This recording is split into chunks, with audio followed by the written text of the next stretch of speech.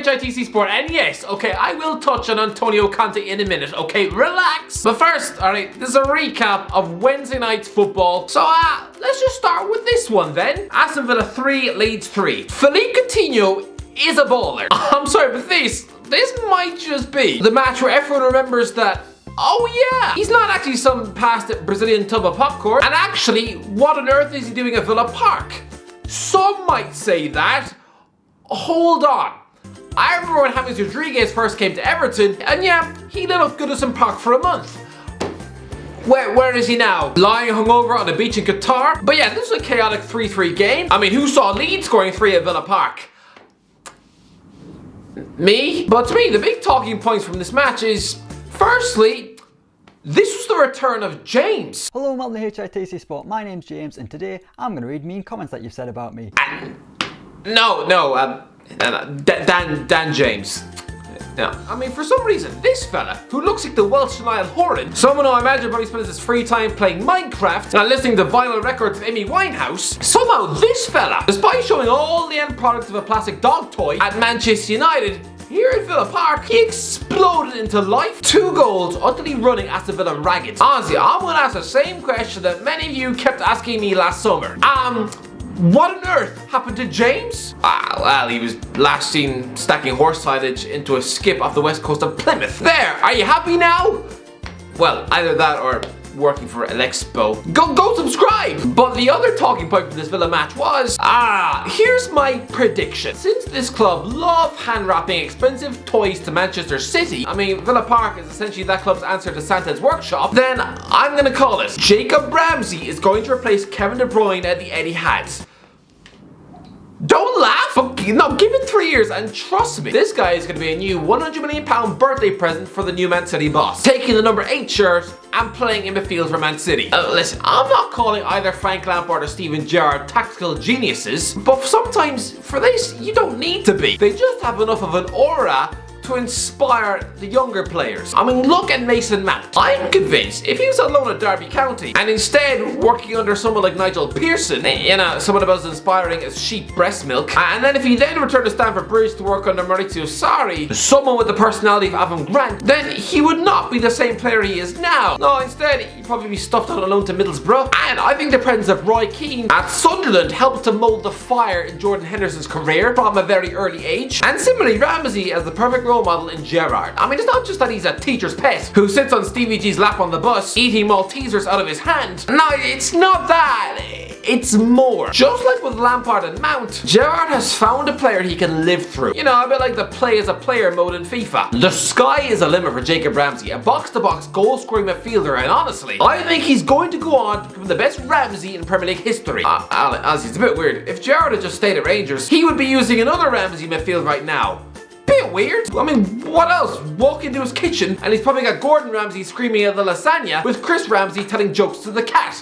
Ramsey overload! Tottenham 2, Southampton 3. Antonio Conte as a Tottenham manager, it doesn't really fit. I mean, it doesn't look right. I'm sorry. It's like seeing a farmyard cow wearing a mini skirt. Seeing Conte in the Spurs dugout. Again, it's like walking in on your fat cousin doing a fertility test in the cupboard under the stairs. It's just weird. I'm sorry, last summer, Conte's stock was the highest it's ever been. Already a proven serial winner at Juventus and Chelsea. And here he was, taking Inter Milan by the scruff of the neck and winning the goddamn Scudetto. I'm sorry, when he took over in 2019, Inter Milan were languishing 21 points behind Juventus. When he left, they just finished 13 points ahead of them. I'm sorry, when Cristiano Ronaldo rocked up in Italy, that just looked like game over for Italian football, right? I bet like a PSG sliding Lionel Messi, right? Adding an elite 80-level footballer to an already closed title race. And yet, Conte, without cracking a smile, just sticks Ashley Young on the left wing, and suddenly, 34-point swing over Juventus.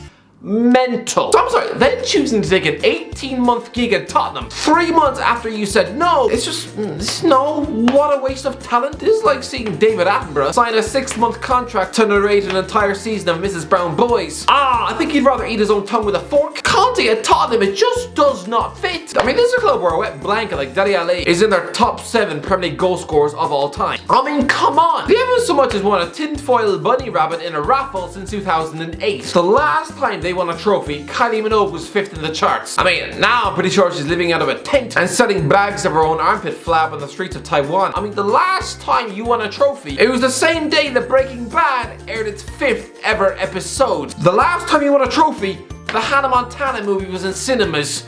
Now she's about 37. I mean, come on, it's so long ago. I mean, it's very noble of Conte, thinking that he can be the one to come in and restore the club to past glories. You know, like he did with Inter Milan, right? Well, no, because Inter Milan had already won 18 Serie A titles before Conte and 3 Champions Leagues. Football heritage. Tottenham, by contrast, have won the league twice and none since Elvis Presley was on the TV. I mean, here he was standing in the rain, looking a bit like a wet orc, watching his team get played off the park by James Ward-Prowse. I mean, Son Heung-min stuck Tottenham 2-1 up on 70 minutes, and that is where the game should have ended. Just see it out, close the match. But no, in typical Spurs fashion, they then proceeded to melt like an ice cream sundae sprinkled with cat piss. Emerson Royale, who scouted this man? I mean, 5 years ago, the club were blessed with 2 genuinely elite right backs in their arsenal. I mean, even the third choice Kyle Walker-Peters was half decent. But since dumping Kieran Trippier to Spain, you've gone through 3 right backs, each one worse than the last. I mean, defensively, Serge Aurier was an erratic walking bird brain. I mean, Matt Doherty then showed the fitness of Jonah Hill in the gym. I mean, honestly, I want that guy to come good because he's Irish, but let's be honest, what at Spurs, he honestly just looks like he constantly stinks of fried chicken. And then finally, Emerson Royale, a £22 million signing for Barcelona. Lads, Dani Alves is his replacement at the Nou Camp, right? And at 38 years of age, he is still a more reliable defender than this guy. Sure, his surname exudes power, right? You instantly think of him being the king of right backs.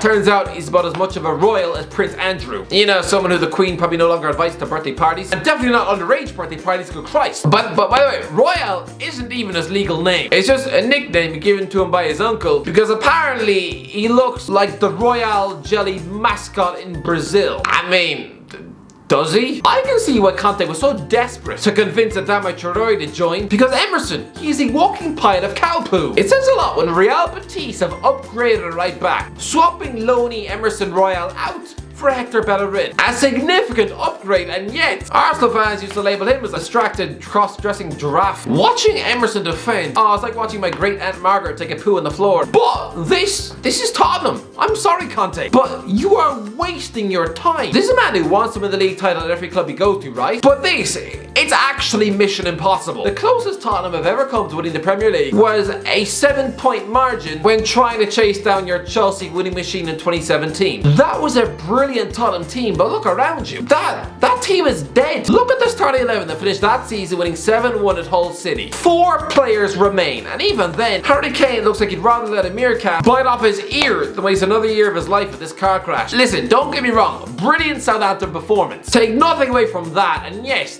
the fact is that Armando Broja looks like the next breed of devastating centre forward who Chelsea will do their level best to suffocate in a wheelie bin outside the academy. But if I was Conte, I would be leaving in the summer. If Spurs don't wind up in the Champions League, I mean, who are you realistically going to attract? Jordan Veretout? Brennan Johnson? Hosalu? Reignite interest in Troy Deeney? I mean, I can see Daniel Levy promising the fans a blockbuster European summer transfer and then just spending a month begging Memphis to pie. I mean, a talented footballer, yes, but again, just like Dele Alli, probably spends half his day daydreaming about buying £13,000 skinny jeans and Versace woolly hats. Conte, move to Manchester United. I know Gary Neville has already come out of the media and said that, what? As if he's some poisonous snake of a man. I'm sorry, no, he's not Peter Pettigrew. I'm sorry, if you have not won a league title since 2013, don't you dare turn your nose up at arguably one of the top 3 managers in world football right now. I don't care if he's difficult to manage. I don't care if he walks in the Manchester United boardroom and starts throwing hot coffee at the walls. No, this man is a born winner. Apparently Conte is not the right fit for Manchester United. I mean, wake up! Who do you think you are? I mean, Mauricio Pochettino apparently is the perfect fit, but great.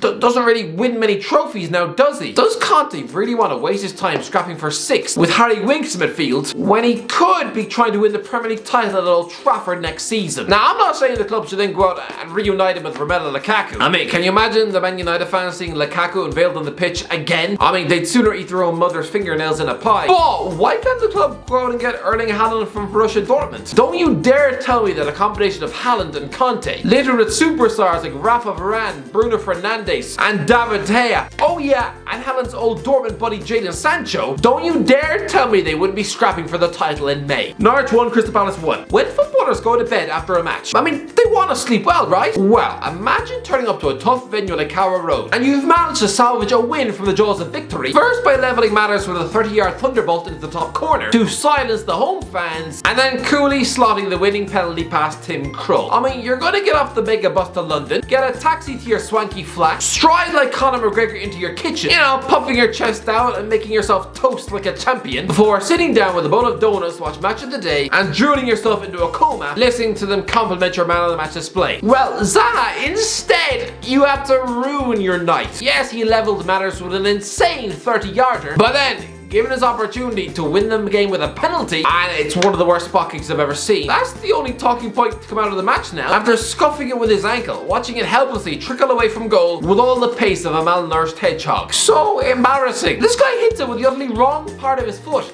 How? Just how? That was your entire career summed up in 3 minutes. I mean, 1 minute you're wowing the crowd with a wonder goal, and then the next you're showing the composure of Kurt Zouma in a Qatari. It's just awful. And yeah, that has basically deleted your wonder goal, because I'm afraid that penalty is all you'll be thinking about on the bus ride home. You won't have watched Match of the Day with a big smile on your face. No, instead, you'll be close to stuffing your hair in a toaster. Man City 2, Brentford 0.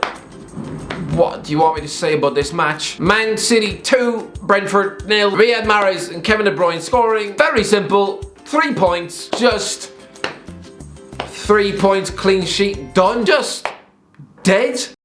Anyway, that's what it is. What do you think? Alright, let me know in the comments below. What do you think about the midweek talking points? Let me know in the comments below. Do you think that Conte should stay at Spurs? Let me know. Oh yeah, smash the subscribe. As always, if you enjoyed the video, don't forget to subscribe. As always, I'll talk to you in a while.